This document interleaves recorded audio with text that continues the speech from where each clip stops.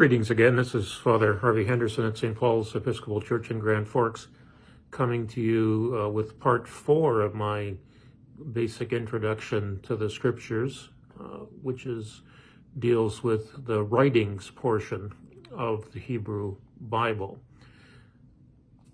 As I begin, I want to recommend a book that I've been enjoying through these last several weeks while I prepared for the Hebrew Bible portion of this introduction, and it's called Opening Israel's Scriptures, published by Oxford University Press in 2019, written by Professor Ellen Davis, who's an Episcopal layperson and distinguished scholar of Hebrew Bible, both nationally and internationally. I'm not sure of the cost. I've been reading mine on my Kindle, but it would be a worthy addition to any parish library for folks looking for a well-written introduction to the Hebrew Bible. So that's my plug for this week. I was not a lover of poetry in my younger days. In fact, I used to joke with folks that I chose engineering as a career because at the time, in 1970, when I graduated from high school, it was a curriculum that did not require taking any college English classes. These words would come back to me in a haunting kind of way many years later. And it must have been in my seminary days that I came across the poem The Hound of Heaven by the 19th century English poet Francis Thompson. The poem begins like this: I fled God down the arches of the years. I fled God down the labyrinthine ways of my own mind, and in the midst of tears I hid from God, and under running laughter up visted hopes I sped, and shot precipitated adown titanic glooms of chasmed fears. In spite of much encouragement from folks at the little church in Winnipeg where I grew up, I fled from God and the call to be a priest, choosing science and engineering rather than biblical study and preaching.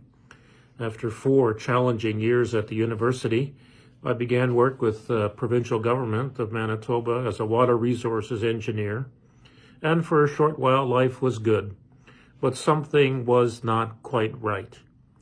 This titanic gloom of chasmed fear that the poet talked about was a rather dark depression which had seized me during the late 1970s, and out of which eventually I decided to renounce my engineering career and to begin study towards the priesthood in the Anglican or Episcopal Church.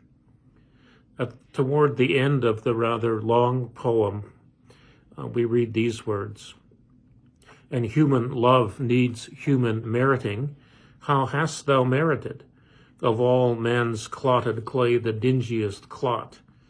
In those dark days, I did indeed feel like one of the dingiest clots of clay. And a few years later, I heard for the first time, however, the closing stanza. Whom wilt thou find to love ignoble thee, God says. Save me, save only me. All which I took from thee I did but take, not for thy harms, but just that thou mightst seek it in my arms. All which thy child's mistake fancies as lost, I have stored for thee at home. And this line caught my attention particularly. Rise, clasp my hand, and come, is the invitation from God. Halts by me that footfall, is my gloom after all, shade of God's hand outstretched caressingly. Ah, fondest, blindest, weakest, God says, I am he whom thou seekest. You drove away love from thee when you drove away me.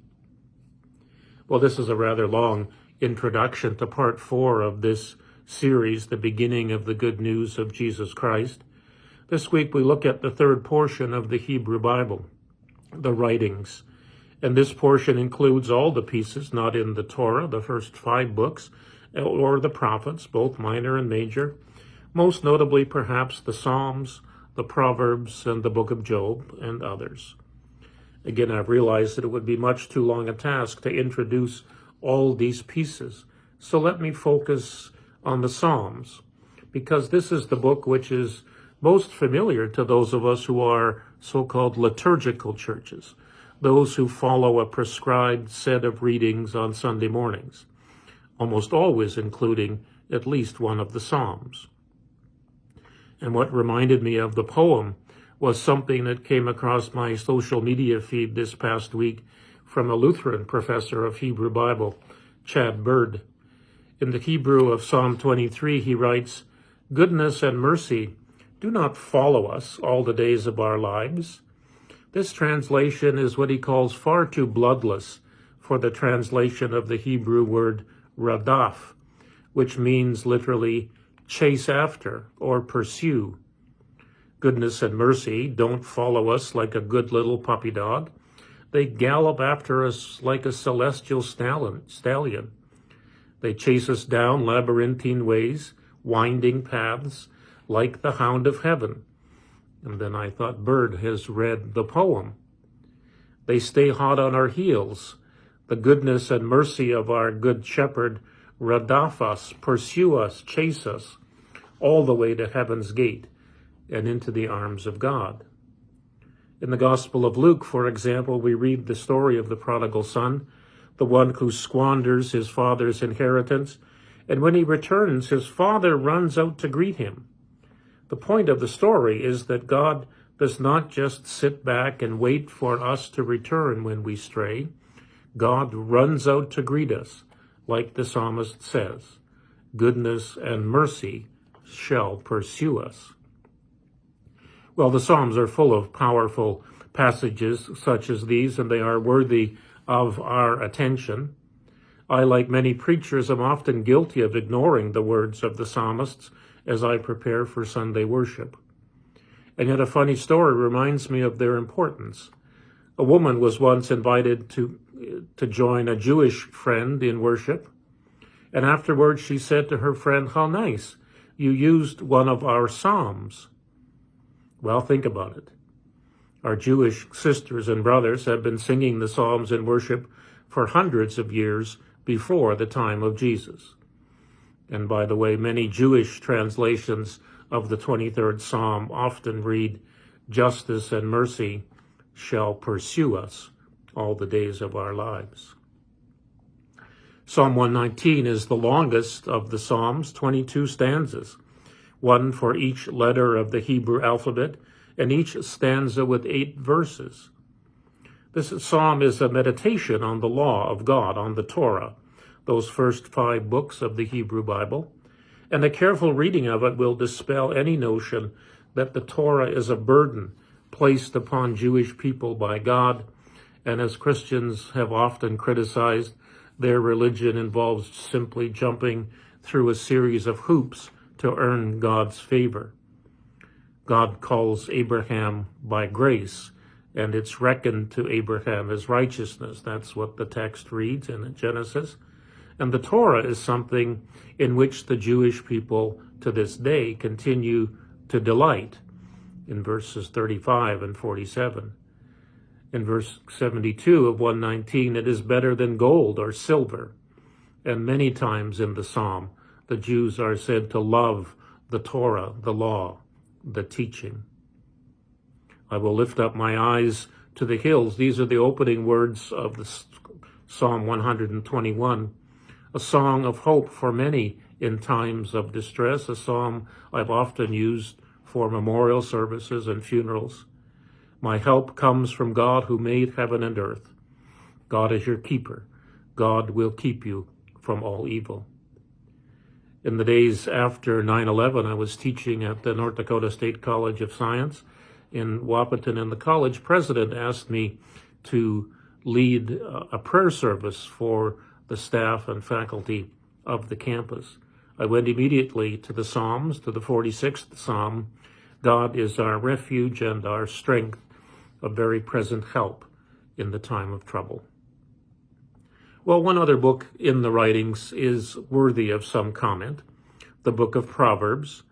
It is made up of advice of a parent or teacher to a child or student, and there are indeed many pieces of good advice in it. For example, listen, children to a parent's instruction, and be attentive that you might gain insight, the first verse of the 4th chapter. But there are also passages which can be seen as disturbing. In the 13th chapter, we read, "Those who spare the rod hate their children, but those who love them, their children, are diligent to discipline them." Chapter 13, verse 24. Sadly, this verse has been used to justify the physical punishment of children. And the difficulty here is how we understand social norms of the ancient world in today's world. And it reminds us of the danger of reading Scripture without thinking critically about the context in which it was written. In the Episcopal tradition, human reason is an important part of how we discern the will of God in our own generation. We are called to study Scripture, to understand what it meant in the time and place it was written, and then to think about and talk about how we understand it in our own day and age. Lastly, let me recommend the book of Job. It's a long book and cast as a conversation for the most part between Job and his 3 friends, although it opens with a conversation between God and Satan. Satan, in this context, is still an angel in heaven, the tempting angel. And he says to God one day, "How about I test your servant Job?" And then all kinds of catastrophe happens to Job. And Job spends much of the book arguing with his 3 friends about wanting an audience with God, an answer to the question, why me? Why do bad things happen to good people? This is the question at the heart of the book of Job. And Job demands an audience with God in no uncertain terms with his friends.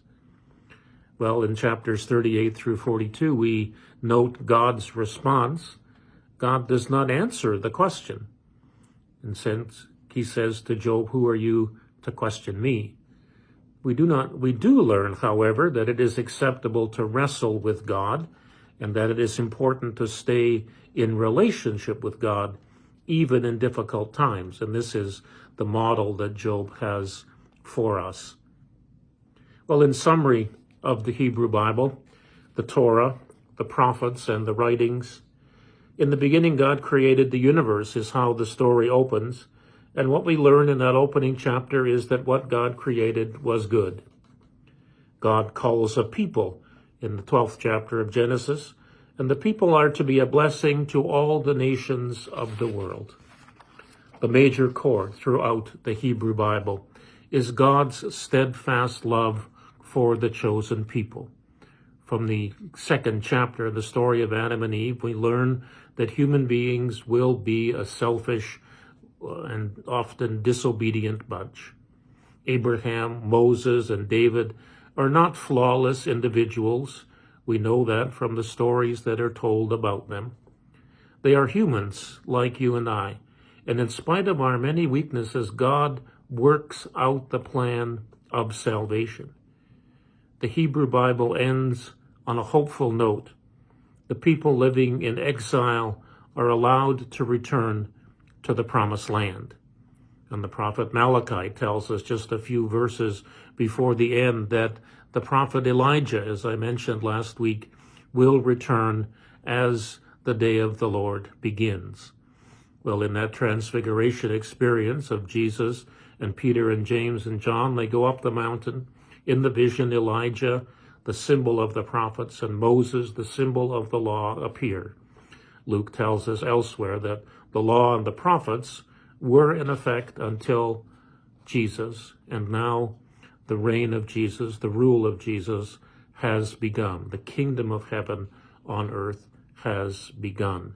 The people, once they begin to return from exile, await the arrival of a Messiah who will usher in a new creation.